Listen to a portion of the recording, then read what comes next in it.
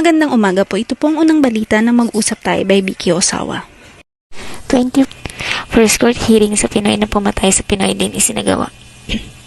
Ayon sa news na ito, isinagawa noong January 27 sa Shizuoka District Court ang first hearing sa kabayan nating Pinoy, age 29 years old, na nahaharap sa kasong murder.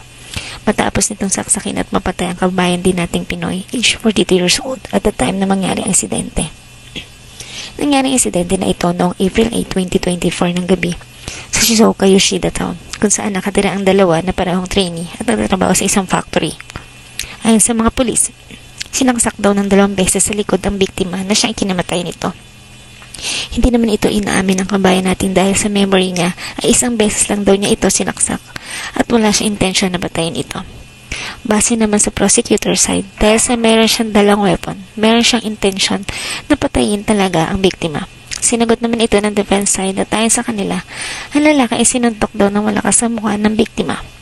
Ramdam daw ito ng takot at nagdilim ang kanyang pag-iisip. At hindi niya na naisip pa kung ano man ang mangyari sa ginawa niya. At yan po ang unang balita na mag-usap tayo by Vicky Osawa.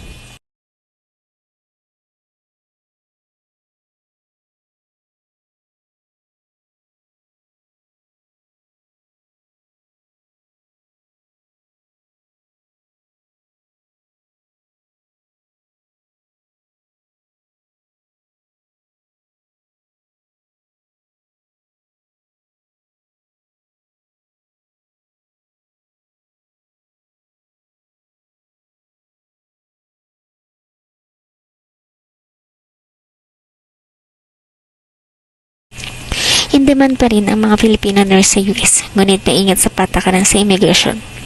Ang Estados Unidos ay nananatili nangangailangan ng mga manggagawa sa pangangalagang pangkalusugan kabilang ang mga Pilipino. Ngunit ang ilang mga aplikante ay maingat sa mahigpit na patakaran sa imigrasyon ng bagong administrasyon ayon sa ulat sa saksi ng JP Soriano. Kabilang sina Bianca at Francis sa mga bagong nurse na nagplanong subukan ang kanilang kapalaran sa US, kung saan may mga kamag-anak sila. Ngunit kapwa sina Francis at kapwa nurse na si Bianca Luis Carino ay batid sa patuloy na pagsugpo sa mga illegal na imigrante. Noon nang sinabi ni US Ambassador to the Philippines Mark K. Carson, mataas ang respeto at paggalang ng mga Amerikano sa mga Filipino nurse na nagbigay ng kanilang serbisyo sa panahon ng pandemic. Sinabi ni Carson na tiyak nakikilalan ng Administrasyong Trump ang pagsusumikap ng mabuting katangian ng mga Filipino nurse.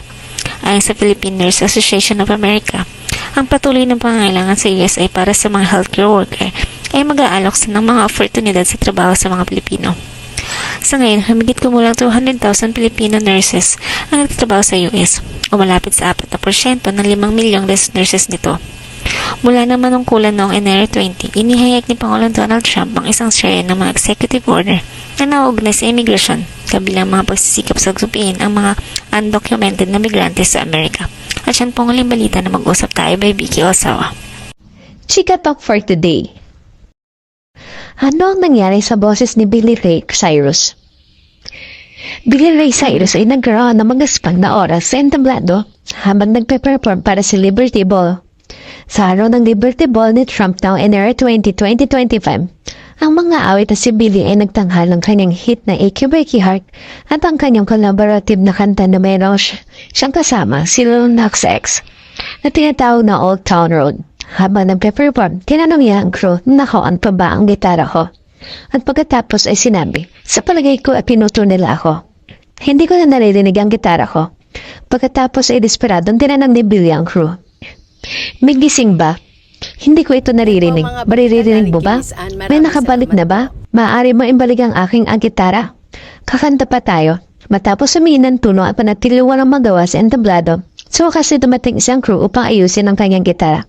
Sinabi pa niya sa karamihan, kapag mayroon kang mga technical na paghihirap, kailangan magpatuloy o gaya na sasabihin ni Pangulong Trump, kailangan mong lumaban. At yan ang ating Chika Talk for today.